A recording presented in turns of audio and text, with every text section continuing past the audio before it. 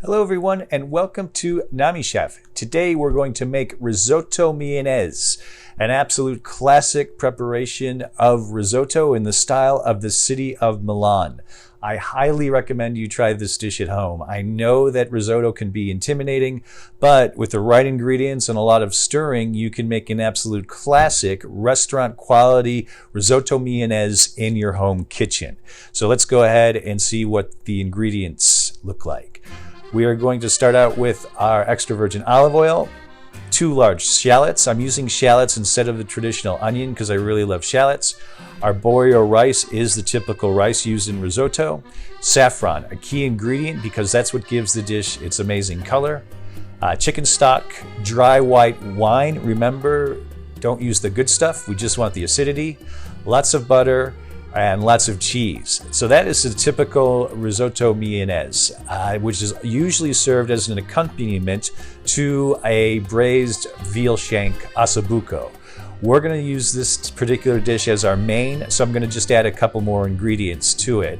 I had some mushrooms and prosciutto in my kitchen, so I sauteed the mushrooms in butter, garlic, and parsley, and I'm going to stir those in at the very end along with the prosciutto, which I'll cut into strips. The final optional ingredient, Parmigiano Reggiano rinds. Chefs always say to save the rinds of your Parmigiano Reggiano because you can use it as a flavor enhancer for your dish. So we're going to go ahead and test that out. Additionally, normally I'll make serving for 2 people. In this case, I'm going to make a bigger portion because I want leftovers. I'm going to show you what to do with your leftover risotto the next day. So those are our ingredients. Let's go ahead and see what everything looks like. And starting from the left, there is my stock. Then my rice, my cheese, my wine, my olive oil, my salt, saffron, sauteed mushrooms, prosciutto, diced shallots, Parmigiano Reggiano rinds, and a lot of butter. All right, so we're ready to get started. The first thing we want to do is prepare the shallots. So we're going to do so by heating up our oil. I'm going to throw in my shallots and then add some salt and essentially just cook them in the olive oil until they're soft and translucent. So once they get to the point where I think they're ready for the next step, I'm going to go ahead and add my rice. So I've thrown in my rice. I'm going to go ahead and stir that up into everything and get it nice and combined. Also scraping the bottom to make sure nothing is sticking. So that's starting to look good. On my right, I have my chicken stock going over a low heat. I want to heat that up and add my saffron to it, which they'll then ladle into the rice. So there's my saffron. Again, this is what's going to give the risotto its amazing color. I'm going to stir that in. Essentially, I'm making saffron tea, putting saffron in the hot liquid. So now it's time to add our first liquid component, and this is the white wine.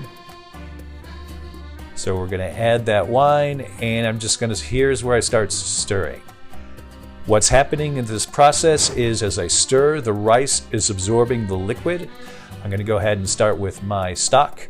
Of course, you can use a ladle. I'm just using the pan. You can also see that it's starting to take on that color from the saffron.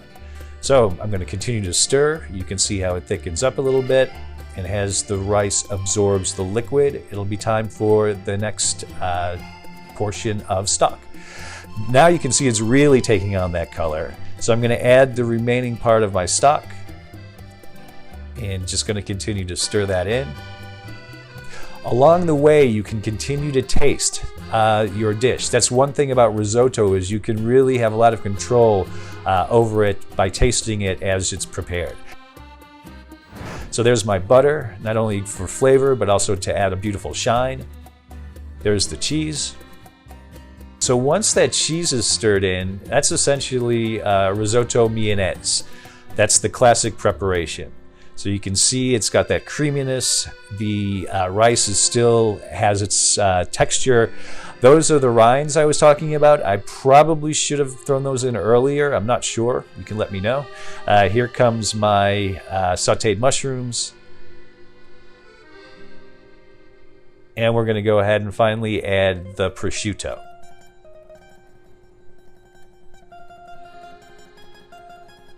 And there you go. Once that's stirred in, you now have an absolutely delicious meal. One thing, though, to remember is to discard the rinds. Take those guys out.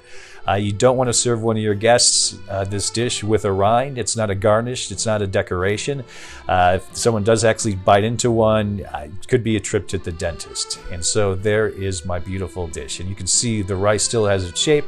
It's al dente. It's tender, but still a bit of a toothsome feel to it. I've gone ahead and garnished it with some parsley, and we're really all set and ready to go. So as mentioned, I wanted to have leftover risotto, so the next day I could make a wonderful dish, which is fried risotto balls. So you can see here are the ingredients. First of all, there is the main attraction, the leftover risotto. It needs to be cold, so this has been in the refrigerator overnight. I need an egg, some breadcrumbs. In this case, we always have panko breadcrumbs in our kitchen. Some vegetable oil. I know that's in Japanese, but it is vegetable oil. And that strange pan to the right is called a takoyaki pan. Used in Japan to make octopus balls, which is an absolutely wonderful snack that people in Japan enjoy. If you do not have that particular piece of kitchen equipment in your cupboard, no worries. You can just pan fry them until golden brown. The technique itself is pretty straightforward. It's forming the risotto into a ball, dipping that into the egg, and then covering it with the panko. And we'll put it into that takoyaki pan, and then just repeating the process. These fried rice balls are a take on arancini, a dish of Sicilian origin, which is essentially a larger version of what I'm making with breadcrumbs rather than panko, and then stuffed with either bolognese sauce or ham and butter. It was an absolutely wonderful dish. And so there are my fried risotto balls made of my leftover risotto Milanese. And that is the dish. So thank you very much. As usual, please send your tips, your comments. I'd love to hear that you've made this at home and how everything went. And always remember, with the right ingredients and access to extra help when you need it, you are already one of the best chefs that you know. Thank you very much. Nami Chef.